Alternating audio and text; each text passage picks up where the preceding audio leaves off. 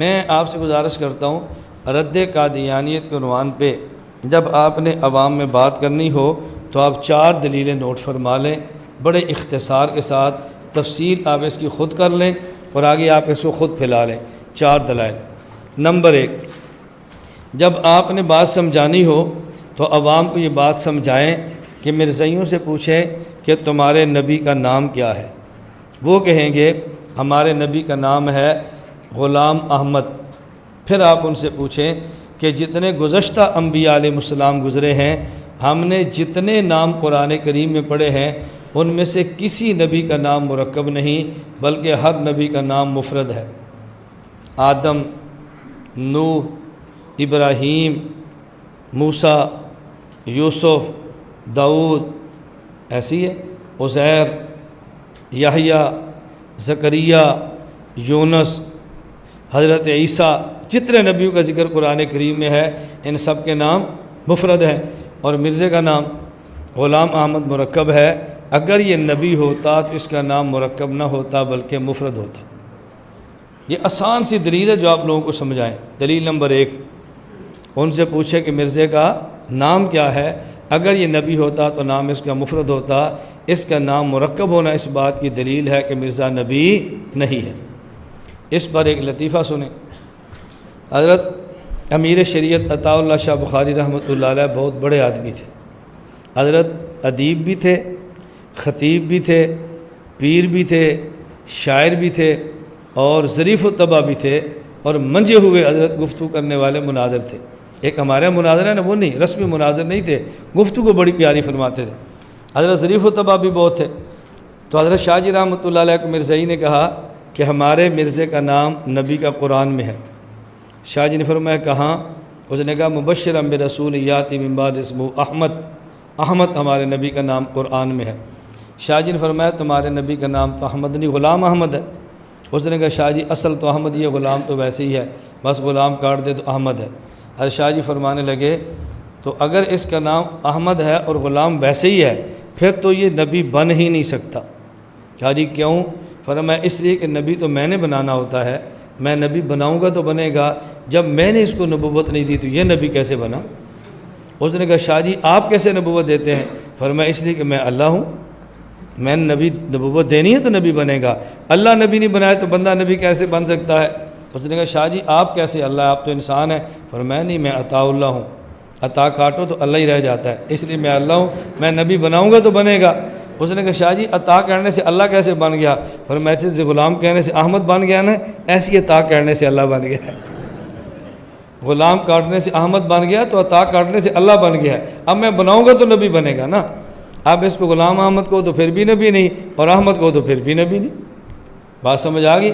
غلام احمد کو تو پھر قرآن کھڑا ہوا ہے اور صرف احمد کیا تو پھر عطا اللہ کھڑا ہوا ہے، اب نبی نہیں بن سکتا۔ بات سمجھ آ گئی؟ دوسری دلیل سمجھیں جب آپ نے بات سمجھانی ہو۔ دوسری دلیل یہ ہے، نمبر 1 نبیوں کا نام، دلیل نمبر 2 نبیوں کی نماز۔ آپ انہیں کہو جتنے بھی انبیاء علیہ السلام گزرے ہیں یا اس دنیا میں آئے ہیں ان تمام انبیاء نے حضور اکرم صلی اللہ علیہ وسلم کے پیچھے نماز پڑھی ہے۔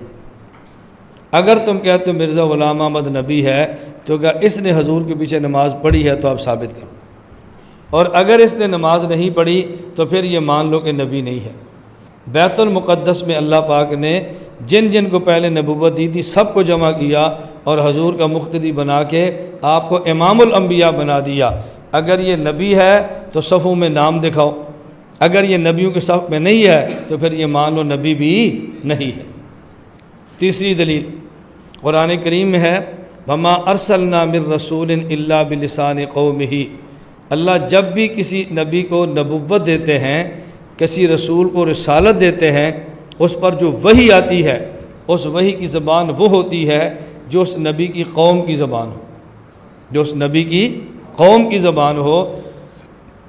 اب ایک ہے نبی کی امت اور ایک ہے نبی کی قوم۔ پہلے نبیوں کی جو قوم تھی وہی امت ہوتی اور جو امت ہوتی وہی قوم ہوتی۔ ہمارے پیغمبر کی قوم ایک ہے لیکن ہمارے پیغمبر کی امت میں قومیں لاکھوں ہیں، حضور اکرم صلی اللہ علیہ وسلم کی قوم کا نام کیا ہے؟ قریش۔ اور آپ کی جو امت ہے اس میں ایک قوم نہیں ہے، لاکھوں قومیں ہیں۔ اب اگر اللہ نبی کو نبی کی امت کی زبان میں وحی دیتے تو ہمارے پیغمبر پر جو وحی آتی وہ ایک زبان میں نہیں، لاکھوں زبانوں میں آتی۔ یہ بہت مشکل تھا سنبھالنا، اس لیے اللہ نے فیصلہ سنا دیا کہ میں اپنے نبی کو جو وحی دیتا ہوں وہ نبی کی امت کی زبان میں نہیں بلکہ نبی کی قوم کی زبان میں دیتا ہوں، خواہ قوم مسلمان ہو خواہ قوم کافر ہو۔ قریش کتنے ہیں جو مسلمان تھے اور کتنے ہیں جو کافر رہے، نہیں کلمہ پڑھا، دونوں قسم کے تھے، لیکن مسلمان تھے تب بھی حضور پاک کی قوم تھے، اور جب کافر تھے تب بھی رسول پاک صلی اللہ علیہ وسلم کی قوم تھے۔ اللہ جب بھی نبی پر وحی بھیجتے تو نبی کی قوم کی زبان میں یا نبی کی امت کی زبان میں۔ مرزائیوں سے پوچھو کہ تمہارے نبی کی قوم کیا ہے، کیا کہیں گے؟ مرزا، یہ مرزا قوم ہی ہے نا، مرزا صاحب قوم ہی ہے، ان کی زبان کیا ہے؟ مرزا۔ تو پوچھو مرزا صاحب کی زبان کیا ہے؟ تو اگر یہ نبی ہوتا تو اس پر وحی اس کی زبان قوم کی زبان میں آتی نا۔ مرزا کہتا ہے نہیں، مجھ پر جو وحی آئی ہے میرا خیال کم از کم 9 زبانوں وحی اس نے لکھی ہے، کبھی سنسکرت میں، کبھی ہندی میں، کبھی اردو میں، کبھی عربی میں، کبھی فارسی میں، کبھی کسی زبان میں، اور کبھی ایسی زبان میں جس خود نبی بھی نہیں سمجھ رہا، کبھی ایسی زبان میں نبی بھی نہیں سمجھ رہا یہ کیا ہے، کیسا ملغوبہ ہے۔ اب میں یہ کہہ رہا تھا کہ نبی کو اللہ جب بھی بھیجیں تو نبی پر وحی آتی ہے اس کی قوم کی زبان میں۔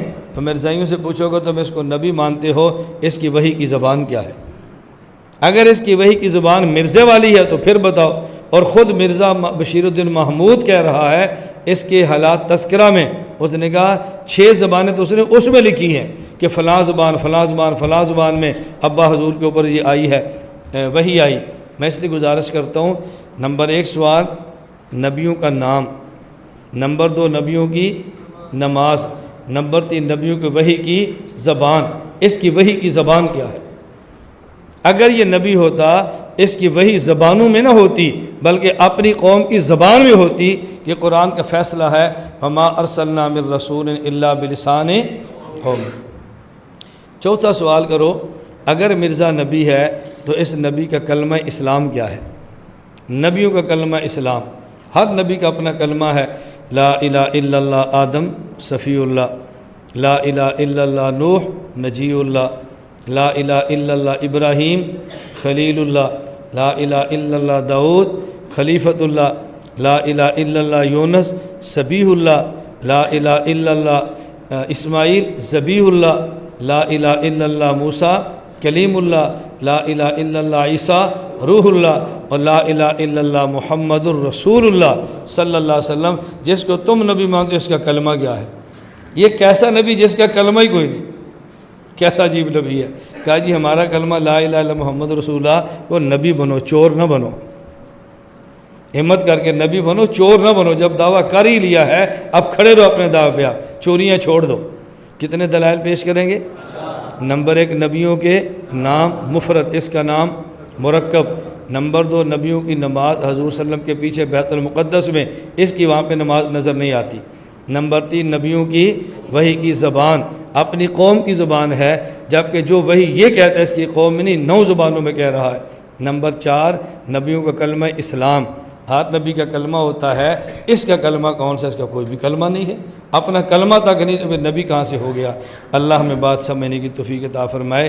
تو میں 4 دلائل اختصار سے آپ کی خدمت میں عرض کی۔